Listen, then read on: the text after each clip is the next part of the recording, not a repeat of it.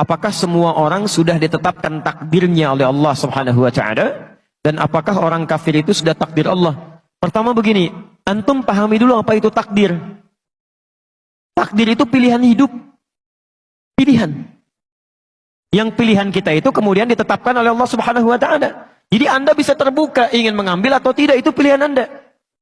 Karena itu manusia diberikan kemampuan untuk memilih. Ya.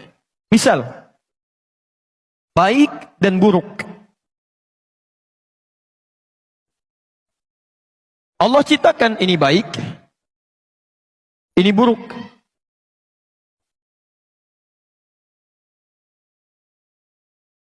Ini positif, ini negatif. Apa-apa itu dunianya. Anak-anak memang begitu ya. Kalau tidak teriak-teriak ya jalan-jalan. Atau lompat-lompat. Yang paling aneh orang tuanya yang teriak-teriak ya. Atau yang jalan-jalan. Biarkan aja itu dunianya. Cuma dikondisikan aja. Lihat sini. Allah menciptakan kebaikan dan keburukan. Yang buruk ini diciptakan bukan untuk menjadikan Anda berperilaku buruk. Bukan. Tapi untuk menguji supaya yang baik-baik ini muncul ke permukaan. Misal, Allah ciptakan sifat jujur. Saat yang bersamaan dibuat lawannya dusta, bohong. Allah ciptakan sabar, dibuat lawannya marah.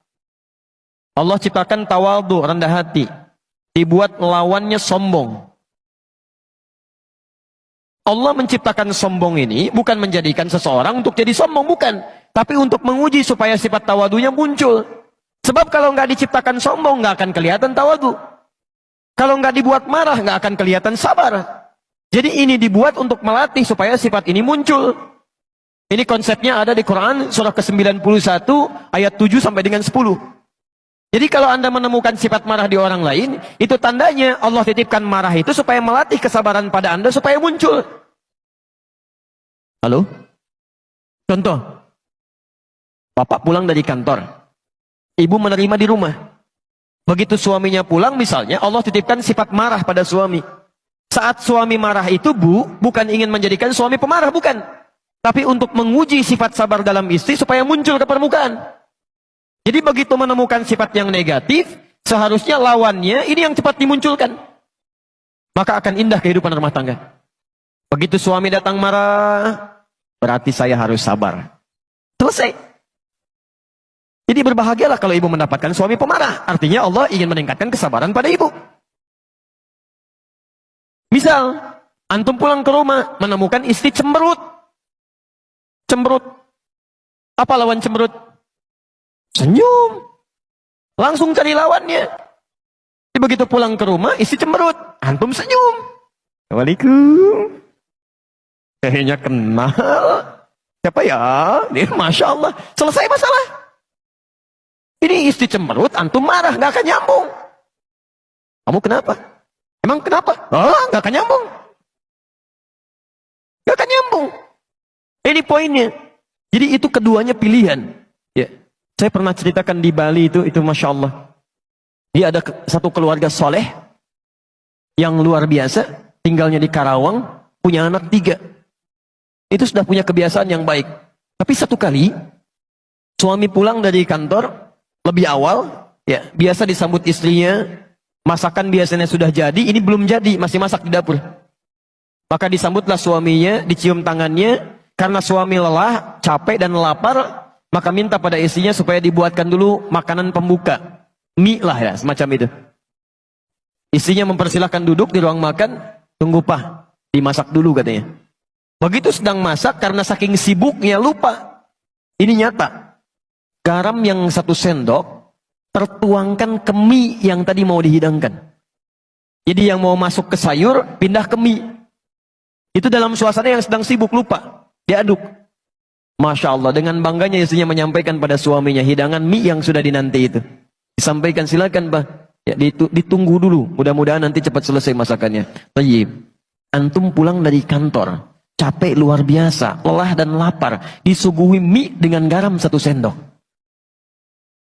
Bagaimana respon pertama yang akan Anda katakan? Masya Allah. Lihat-lihat kalimatnya. Ini keluarga sudah paham dengan konsep ini. Apa lawan garam, apa rasanya? Asin. Apa lawan asin? Maka keluarlah kata-kata yang manis itu. Ma, ini sayang. Anak 3 manggil sayang, Masya Allah di dapur. Datanglah istrinya. Belum selesai bu. Kalimat keduanya lebih manis lagi. Sini, duduk samping papa berdua.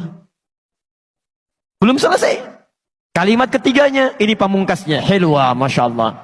Sini papa suapin, jarang rasanya kita makan berdua. Manis. Nggak ada kata-kata kasar. Jarang rasanya kita makan berdua. Sini papa suapin. Istri mana yang tidak senang dengan tawaran suami? Mau disuapin lagi?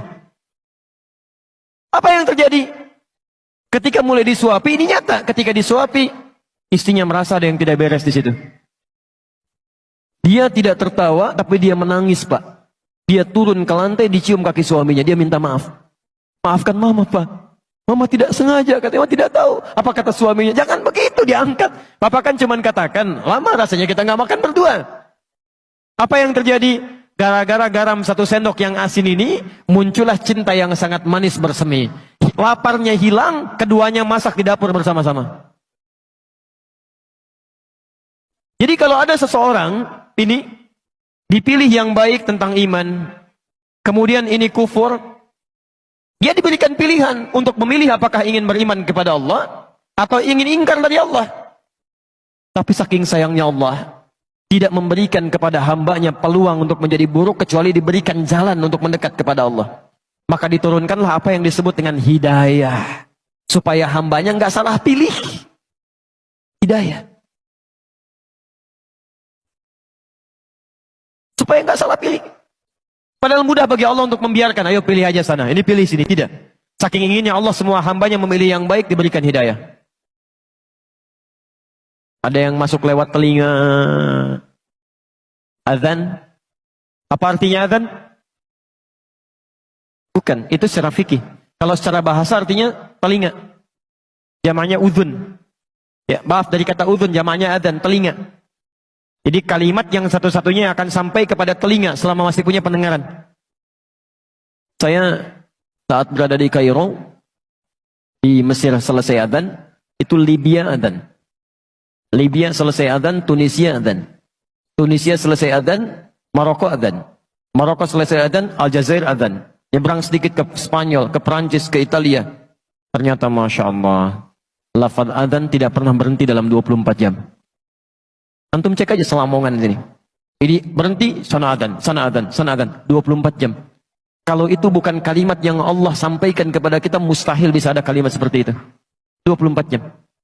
Bukankah di situ diperkenalkan lafaz Allah? Allahu Akbar, Allahu Akbar. Bukankah diperkenalkan kalimat syahadat? Asyhadu an la ilaha illallah. Dan tidak sedikit orang mendengarkan azan kemudian dia masuk Islam. Ada hidayah lewat pandangan.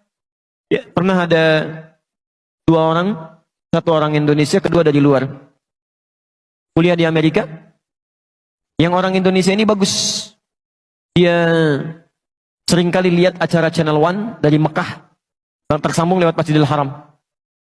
Secara singkat 1 kali, dia sedang buka acara sholat Isya di Masjidil Haram. Ya, imamnya saat itu Syekh Sudais. Dia iseng bertanya kepada kawannya. Dia katakan, kawan, menurut kamu ada berapa orang di masjid itu? Kata non-muslim tadi, ya mungkin ribuan orang. Kata temannya, tidak, itu paling minimal 500.000 orang. Lalu dia bertanya lagi, berapa waktu yang dibutuhkan untuk menjadikan orang-orang ini bisa rapi seketika? Kata temannya tadi, paling minimal mungkin 2 pekan. Jadi dia bayangkan satu-satu dirapikan begini. Kata temannya yang muslim, saya akan tunjukkan kepada Anda. Tidak sampai 5 menit semuanya akan rapi. Temannya kaget, mustahil itu. Kata kawannya, saya tunjukkan. Begitu iqamah. Allahu Akbar, Allahu Akbar, Allahu Akbar. Yang tawaf semua berhenti. Bikin barisan rapi. Belum 1 menit. Temannya sudah bingung. Tunggu sebentar. Begitu Syekh Sudais mengatakan, Istawu, taqimu. Rapatkan, luruskan. Kemudian mulai bertakbir, semua takbir. Tidak ada yang diam. Tidak tahu apa yang terjadi? Teman ini langsung berkata yang non-muslim, tolong tunjukkan kepada saya, bagaimana caranya masuk Islam. Karena agama ini pasti bukan rekayasa manusia. Mustahil bisa begini. Tunjukkan pada saya bagaimana caranya masuk Islam. Orang cuma nonton sholat Isya, bisa masuk Islam.